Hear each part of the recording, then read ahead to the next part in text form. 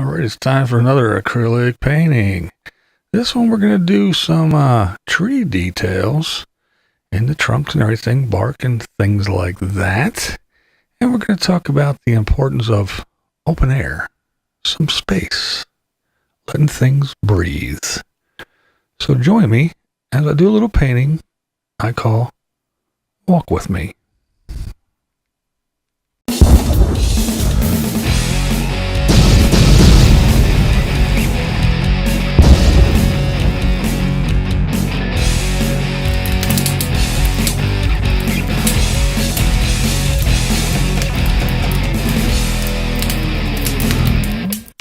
Welcome everyone. Well, I guess I'll address the first thing you probably noticed was the canvas isn't white, it has paint on it already. Well, I have learned that if you put a thin wash of like burnt umber or something down, it makes it easier to see the colors. And since I am visually impaired, I went ahead and I started doing this, and it works out really great. It really does make a difference to me. To be able to see the colors against something warm like that instead of that bright stark white, it does tend to give you a false sense of the color. So I started doing that. Okay, well, here we go. I laid down, of course, the underpainting just to get something on there, map things out a little bit, and just have at it. This is going to be lots of green again. Lots of trees and bushes and shrubs and a little bit of sky and a path. So, yeah, let's go ahead and jump right into this. Now, again, I will remind everyone, when I talk about things and how I do things and this is the way to do things, I mean this is the way I do things. I have no idea of what I'm doing. I will be straight up front and honest. I have had no formal training. I am not an artist in any way, shape, or form. I just do what I see and do what I have found over the years works best. And through watching some videos and listening to other people who actually know what the hell they're doing. But yeah, I don't pretend to know anything about anything. Color theory or anything. This is what I've learned through doing this,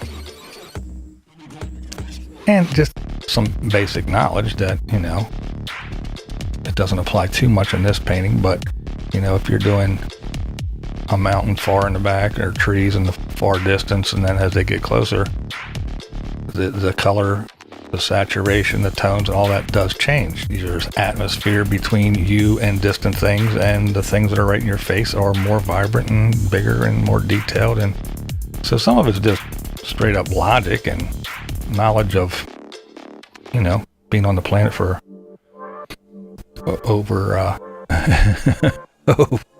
decade. But yeah, so this is just me babbling through my process, telling you how I do things. Again, you may learn something, you may not. Even if you learn what not to do, you're still learning something. But I do hope you enjoy these, because I enjoy doing them. Alright, so again, we got started. There's going to be trees in the distance, trees and bushes as we get closer and closer, and then we're going to have some trees right up front in your face, as you can see off to the right there. This again is another lesson in green, different greens, and the lesson is more for me than anyone else.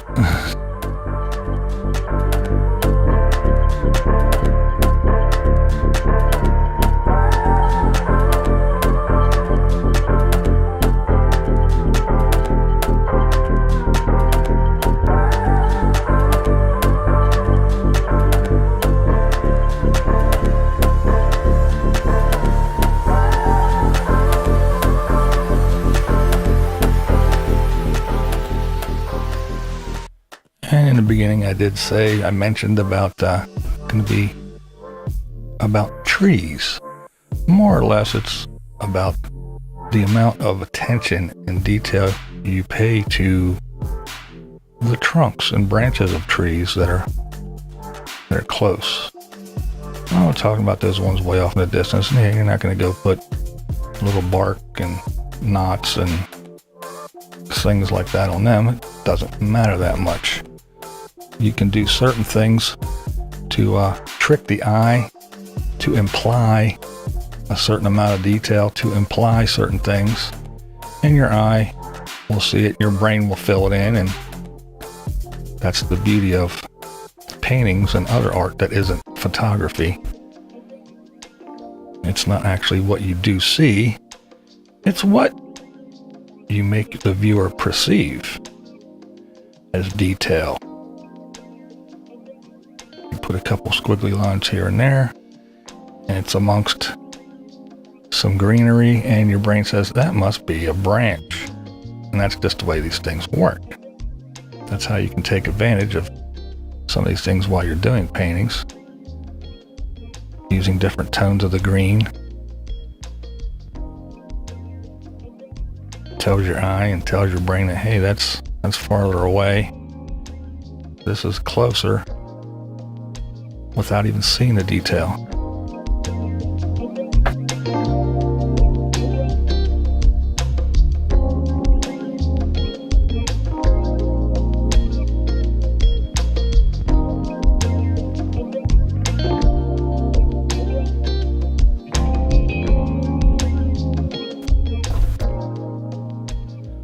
I usually start in the back and work my way forward as much as possible, with the exception of that big tree trunk I put on the right hand side because I just wanted that place there for the composition. But yeah, I start in the back, that way when I start putting things in the foreground and covering them up, I don't have to carefully paint around them and do this and that. So sometimes I forget, sometimes I see something that needs added, so I will go and try to squeeze in behind and around things to put in a little bit of this or that, a branch or a bush or some leaves or something. But for the most part, I try to work from far away to near. And that's another one of those things people often ask, why did you go through all that to paint that, do that, drawing a leaf and a tree and this and that bush, and then throw a big old tree trunk in front of it and cover it all up? Well, it just happens that way sometimes. And again, it's easier to put it in and possibly cover it up later than try to put it in after. And here, a little bit about that detail, about making trees look more lifelike and realistic with the detail. Working on this one. Comes out pretty decent, I think, if I do say so myself.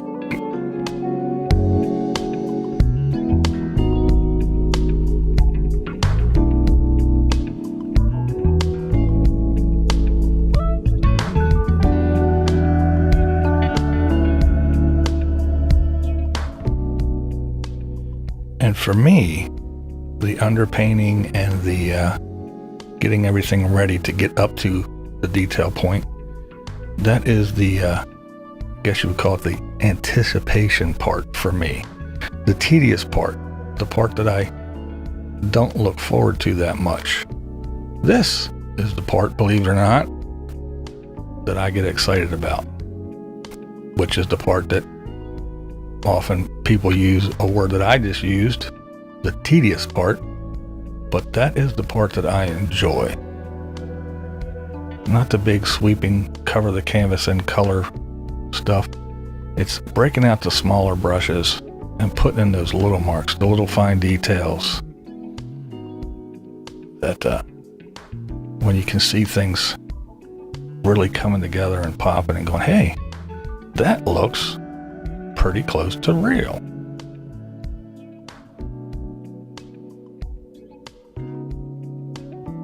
And no, I'm not getting carried away. I know it doesn't look all that real, but, you know, as opposed to just painting a brown tree looking like a telephone pole. So yeah, it is fun. It's rewarding. And I enjoy that process far more than, again, slapping a whole bunch of green on a canvas or blue to make a sky or something. Yeah, I enjoy this process far more.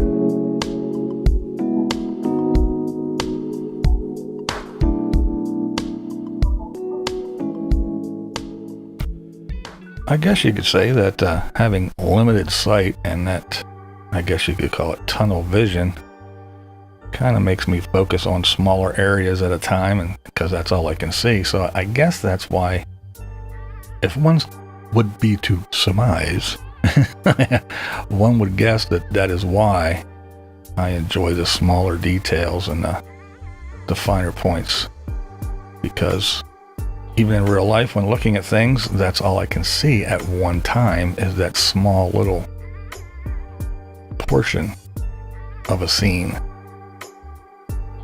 So I tend to take those things in, and that's what I enjoy recreating. All right, here you can notice everything's starting to look a little bit more like something with putting in the darks as well as the lights and the midtones, and you can see the bushes there at the end of the path, if you will, starting to evolve and turn into something besides a big green blob. And this is when I start to get excited and start to want to continue and not put the brushes down, because after you, like I say, sling the paint on and goes, look, there's a big green blob and there's a brown blob, then it's still not too interesting for me yet. But yeah, getting to the point where I'm getting excited and don't want to put the brush down. I just want to finish.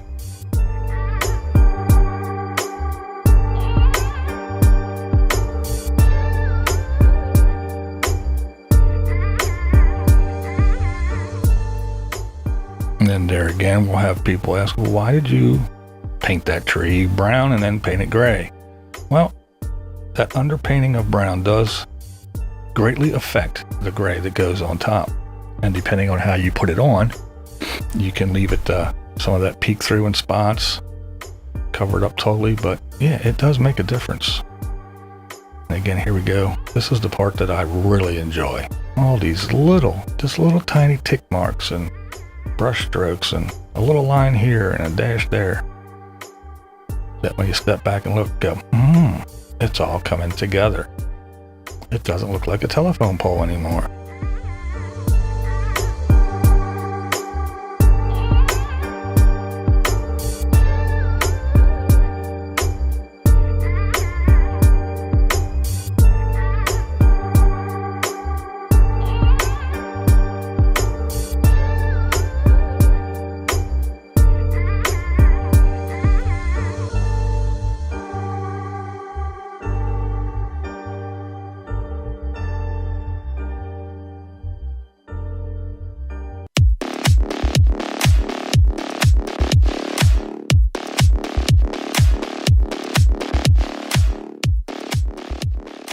And again, I'm not one to tell you, oh, this is a number 2 dagger brush, this is a filbert brush number 3, or I couldn't tell you what I'm using half the time. I mean, I do, but the reason I don't is because I'll pick up something and I'll use it, and if it doesn't work, I'll wash it out and I'll grab something else. If that doesn't work, I'll wash that out and I'll grab yet something else. And then when that one feels right and is doing what I want it to do, that's the one I use. And basically that's the way I learned what brushes do what and how they work. Just grab it and go, hey, I want to make little fine lines, let me try this. Nope, don't like that one, let me try this one. And again, here on YouTube, watching videos does help. People that do know what they're talking about and have the knowledge, you know.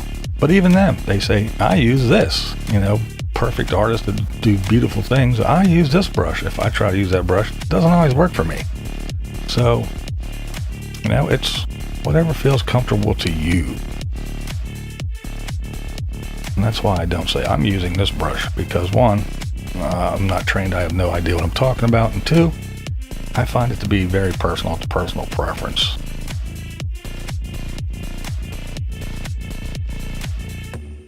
I do know one thing about any painting, drawing, or anything like that, is that light source is a big, big deal.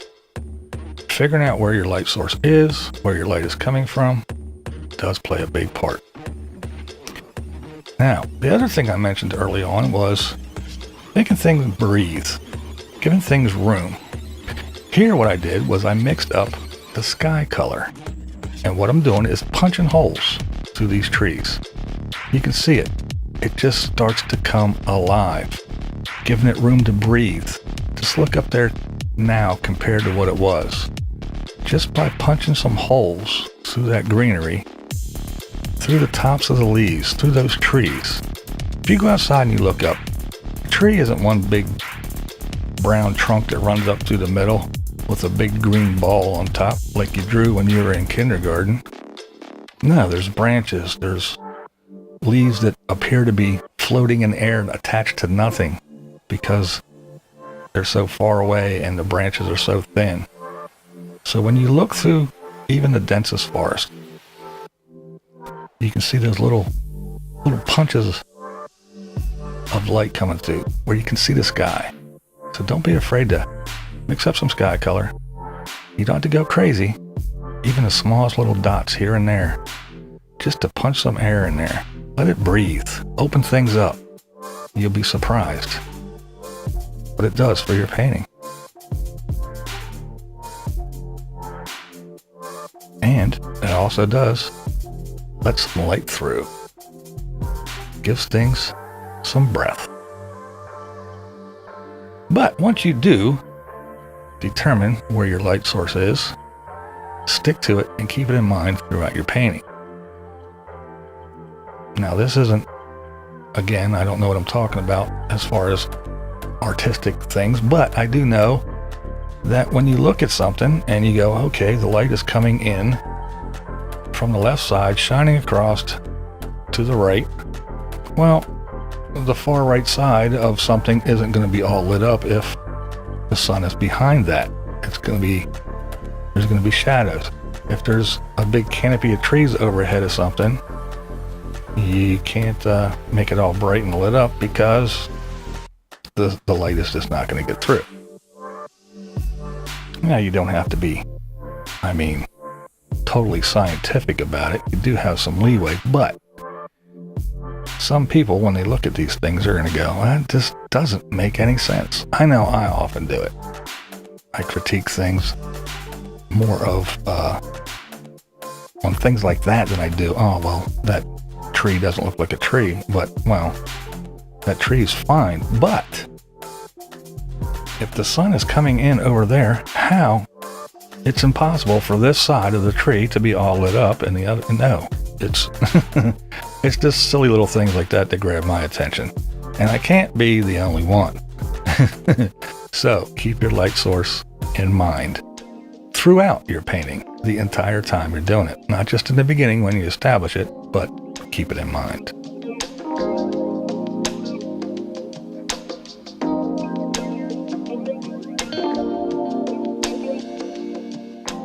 Now I grabbed a fan brush and I am trying to make this pathway come to life a little bit with different brown tones and a little bit of reds and yellows, and I'm not trying to make it fall colors, look like a bunch of fall leaves, but I do want it to look like a dirt path, and it's not just a big brown blob on the ground. There are different colors and textures, and there's going to be shadows if there's a little clump of dirt or a rock or whatever. So just little things like that help your composition come along. here I am thinking about shadows and light again.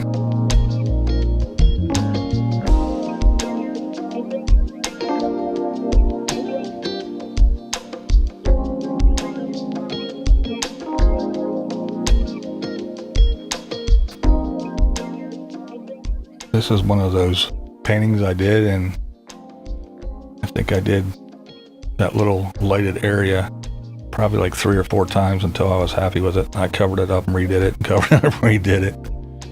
And I think somewhere along the line down the road, you will see on the bank there, that little spot between the trees on the right where that little green bush is. I think I decided somewhere along the line that, nope, I want more dirt, and I changed that as well. So yeah, through this painting, I changed things a lot. And another thing is, if you're painting, step back every once in a while, and just take a look, stretch at it, and take a look at it from across the room. Because once you're sitting up there in it, you know, all close, doing it for so long, things tend to you tend to zoom in and focus on certain things. And then when you step back and you look, you go, I need something over there, or I need this, or that doesn't quite look right, and other things. So every once in a while, get up and take a gander at it from not so close up. All right, now we're going to work on this tree right here in our face. So I spent a lot of time on this, trying to figure things out, what I want it to look like. I think I went over things in this a bunch of times too. But yeah, different grays and darker, and some browns, and even some greens went into this. So I think I'll shut up for a while and let you guys just watch me fiddle with this tree.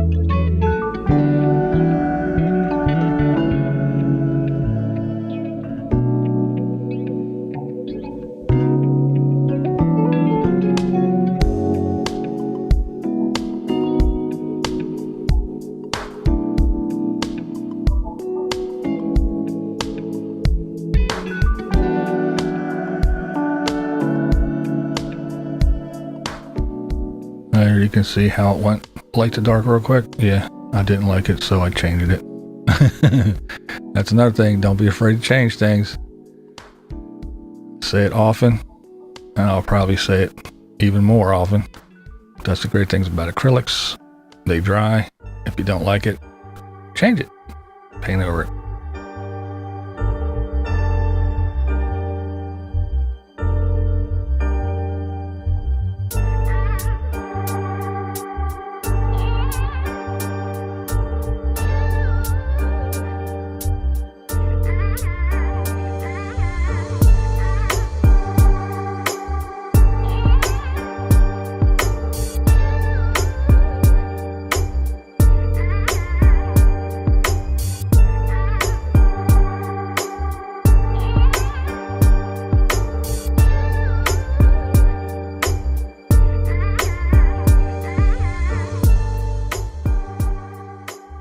We're getting some greenery here on the sides of the path. We are getting down to it here.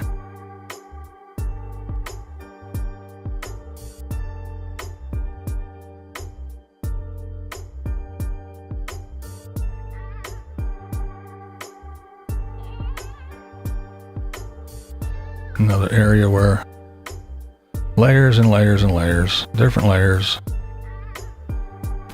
bring things to life. Get as detailed as you want. I could have probably spent longer on these, but that's the other thing that's difficult for me. When to stop? When do I stop? Should I add this here? Should I put one of these things in here? I don't know. Sometimes it is rough to know when to just put the brushes down, sign it, and call it done.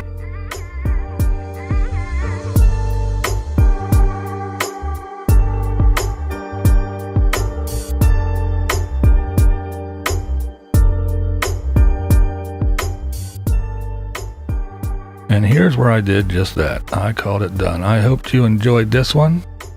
I know I had a blast doing it, and here it is. A nice little path through the woods. Walk with me, will you?